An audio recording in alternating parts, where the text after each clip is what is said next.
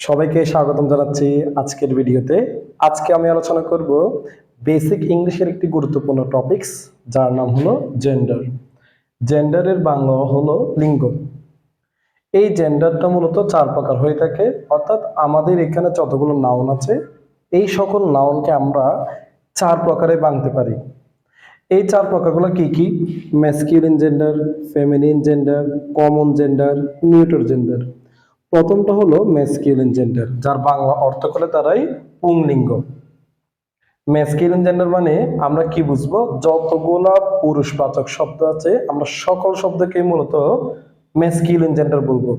পুরুষবাচক শব্দ বলতে কি কি আছে? যেমন বয় মানে ছেলে, ফাদার মানে বাবা, ব্রাদার মানে ভাই। এই সকল শব্দ দ্বারা যেহেতু শুধু ছেলেদেরকে বোঝায়, তাই এগুলো সব হলো ম্যাসকিউলিন জেন্ডার।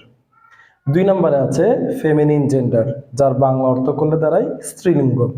অর্থাৎ যতগুলো শব্দ দ্বারা শুধু মেয়েদেরকে বোঝাবে সকল শব্দে হলো ফেমিনিন জেন্ডার। যেমন গার্ল মানে মেয়ে, মাদার মানে মা, সিস্টার মানে বোন।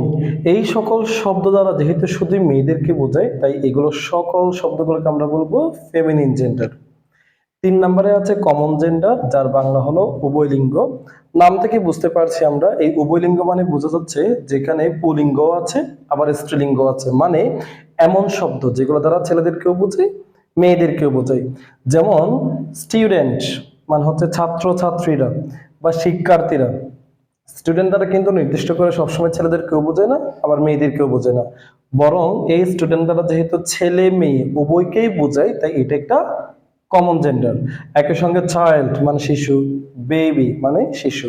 এই সকল শব্দ দ্বারা কিন্তু আমরা কমন জেন্ডারকে বুঝতে পারি, কারণ এগুলো দ্বারা ছেলেদেরকেও বোঝায় আবার মেয়েদেরকেও বোঝায়।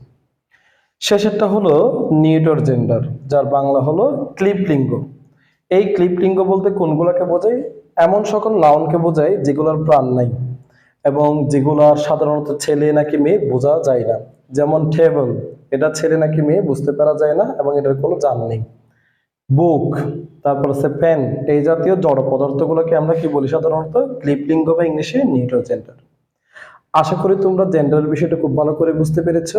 তোমাদের কাছে অনুরোধ থাকবে আমার এই ভিডিওসগুলো দেখার পরে অবশ্যই খাতায় লিখে লিখে তোমরা মুখস্থ করবে, এতে করে তোমাদের ইংলিশের ইমপ্রুভমেন্টটা একটু হলেও বৃদ্ধি পাবে।